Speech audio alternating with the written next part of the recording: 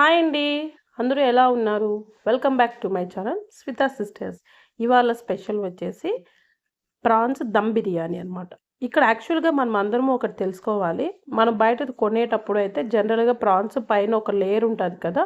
ఆ లేయర్ ఒక్కటి తీసిస్తారు. బట్ చాలామంది అయితే ఈ వెయిన్స్ అంటే మనకి నరాల్లాగా నల్లది ఒకటి కనపడిస్తుంది కదా! అదైతే చాలామంది తీయరు. కానీ అది తీయకుండా పెద్ద ప్రమాదమేం కాదు. బట్ అందరూ ఏమంటారంటే ఇది చాలా ప్రమాదము అంటారు. కాదండి. ఇది ఎలాంటిది అంటే మా స్టొమక్‌లో వేస్టేజ్ ఉంటుంది కదా! అది వచ్చి ఆ పార్ట్‌లో అనేది స్టోర్ అవుతుందనమాట. సో, దీన్ని బట్టి మనం అర్థం చేసుకోవాలి. అదంటే వేస్ట్ తీస్తే మనకి చాలా బెస్ట్. అలా అని తీయకపోతే ప్రాణాంతకము అనే అంత హార్మ్‌ఫుల్ అయితే కాదనమాట.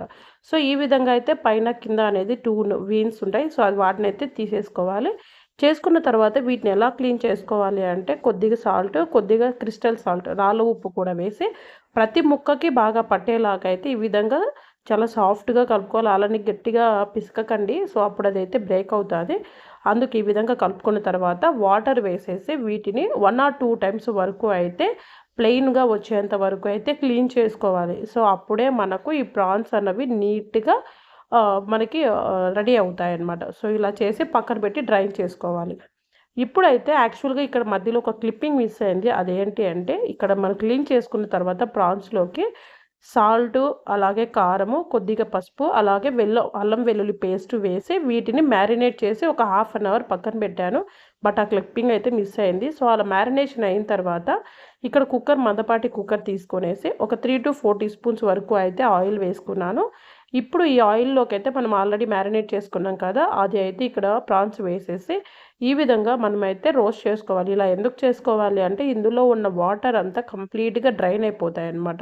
సో, అదంతా కంప్లీట్‌గా అయిన తర్వాత ఈ విధంగా అయితే మనము చేసుకొని రెడీగా పెట్టుకోవాలి. సో, ఇలా చేసిన దాన్ని ఇదంతా కంప్లీట్‌గా తీసి ప్లేట్‌లో పక్కన పెట్టేసుకుంటే ఇప్పుడు అదే ప్యాన్‌లోకి ఇందులోకి వచ్చేసి మరి ఒక 3-4 టీ స్పూన్స్ వరకు ఆయిల్ అయితే వేసుకొనేసి ఒక 2 మీడియం సైజు ఆనియన్స్‌ని అయితే ఈ విధంగా థిన్ స్లైసెస్‌గా కట్ చేసుకొనేసి ఫ్రైడ్ ఆనియన్స్‌గా అయితే చేసుకోవాలి. సో, ఇలా నేనైతే ఆల్రెడీ ఆ కారం ఉండడం వల్ల కొద్దిగా మాడినట్లు వచ్చింది కానీ బట్ మీకంత ఇలా వద్దు అనుకుంటే పక్కన ఇంకొక ప్యాన్ పెట్టుకొనైనా మీరు ఫ్రైడ్ ఆనియన్స్ చేసుకోవచ్చు.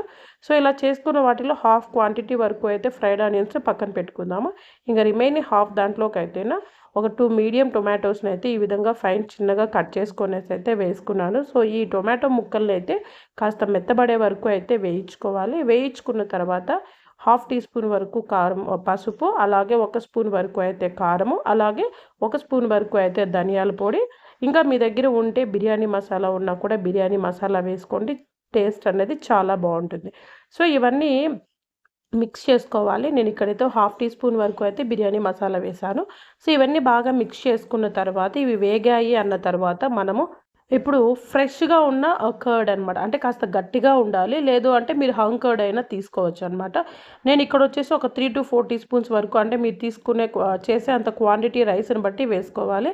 అలాగే తగినంత సాల్ట్ కూడా వేసుకొనేసి ఈ మనము పెరుగు వేసేటప్పుడు ఫ్లేమ్‌ని లో ఫ్లేమ్‌లో పెట్టుకొనేసి చేసుకోవాలి. సో, ఈ విధంగా అంతా బాగా మిక్స్ చేసుకున్న తర్వాత మనం ఆల్రెడీ ప్రాన్స్ ఫ్రై చేసి పక్కన పెట్టాం కదా! సో, వాటినన్నిటిని ఇందులో వేసేసుకొనేసి ఇప్పుడు ఇవన్నీ ఒకసారి మిక్స్ అయ్యేలోపు మనం మీ దగ్గర ఉంటే ఫ్రెష్ కొత్తిమీర, అలాగే పుదీనా ఉంటే పుదీనా కూడా వేసుకోండి.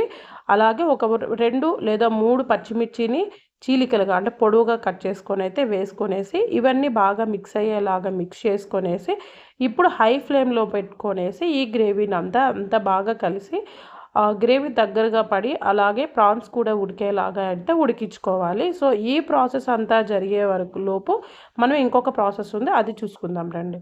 ఇక్కడ రైస్ చేసుకోవడానికైతే నేను ఒక పెద్ద గిన్నె పెట్టుకొని ఒక రైస్‌కి ఒక కప్పు రైస్ తీసుకుంటే 1:3 రేషియోలో వాటర్ తీసుకోవాలనమాట.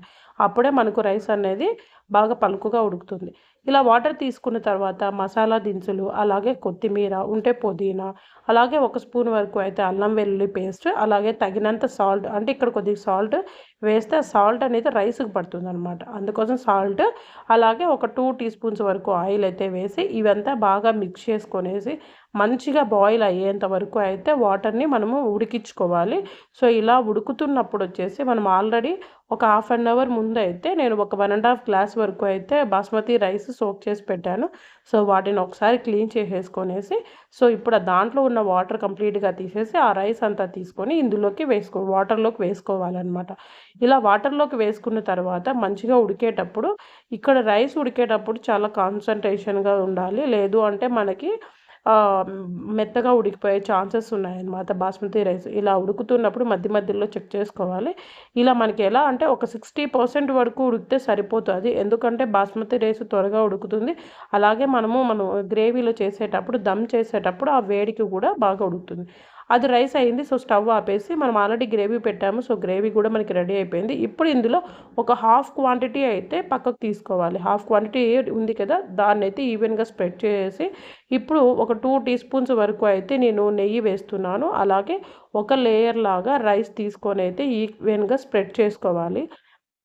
ఇలా స్ప్రెడ్ చేసుకున్న తర్వాత మన దగ్గర ఆల్రెడీ కట్ చేసుకుంటాం కదా కొత్తిమీర, పుదీనా, సో అలాగే ఫ్రైడ్ ఆనియన్స్ కూడా మనం ఆల్రెడీ వేయించుకొని అయితే పక్కన పెట్టుకున్నాం కదా, సో ఆ ఫ్రైడ్ ఆనియన్స్ కూడా ఒక సింగిల్ లేయర్ లాగా అయితే వేసుకోవాలి.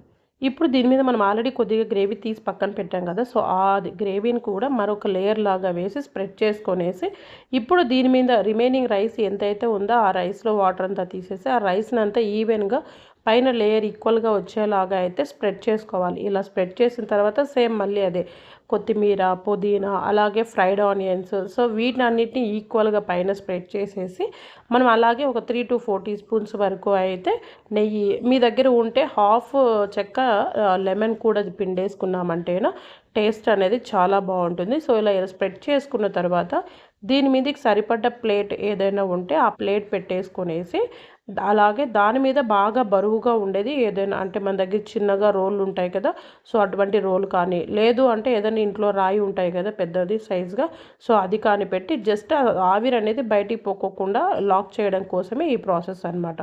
సో ఇలా పెట్టేసి ఒక 20 మినిట్స్ వరకు అయితే లో ఫ్లేమ్లోనే ఉడికించుకోవాలి. సో లో ఫ్లేమ్లో ఉడికించుకోవడం వల్ల ఏంటంటే ఆ మసాలా అనేది రైస్కి ఆ స్ట్రీమ్తోనే వస్తుంది, ప్లస్ రైస్ కూడా ఈవెన్గా ఉడుకుతుందనమాట. సో ఒక 20 మినిట్స్ ఉడికిన తర్వాత స్టవ్ ఆపేసి మరొక 10 to 15 మినిట్స్ అలా వదిలేయండి, దాన్ని టచ్ చేయకండి. ఆ తర్వాత ప్లేట్ తీసి గరిటెతో మనం ఈ విధంగా అంటే కట్ అయ్యేలాగా పెట్టుకోకుండా మనం ఒక సైడ్గా తీసుకున్నామంటే మనకి రైస్ అనేది కట్ అవ్వకుండా అలానే ఉంటుంది. సో ఇలా తిప్పుకొని ఇప్పుడు హ్యాపీగా మీరు సర్వ్ చేసుకోండి. ఇలాగే ప్లెయిన్గా తిన్న టేస్ట్ బాగుంటుంది. లేదంటే మీరు ఏదైనా గ్రేవీ చేసుకుంటే గ్రేవీ, లేదు అంటే మనము రైతా చేసుకుంటాం కదా, రైతాతో అయినా సర్వ్ చేసుకొని తినేసి ఎంజాయ్ చేయడమే. అంతేనండి. సో మీకు కూడా ఈ రెసిపీ నచ్చింది అనుకుంటున్నాను. సో మీకు కూడా నచ్చినట్లయితే తప్పకుండా ట్రై చేయండి. అలాగే మీకు ఎలా వచ్చిందనేది కామెంట్ చేయండి. నా ఛానల్ ఎవరైనా సబ్స్క్రైబ్ చేసుకొని వాళ్ళుంటే సబ్స్క్రైబ్ చేసుకొని సపోర్ట్ చేయండి. అలాగే మీ ఫ్రెండ్స్కి, మీ ఫ్యామిలీ మెంబర్స్ కూడా ఈ రెసిపీని షేర్ చేయండి. Thank you for watching. Bye.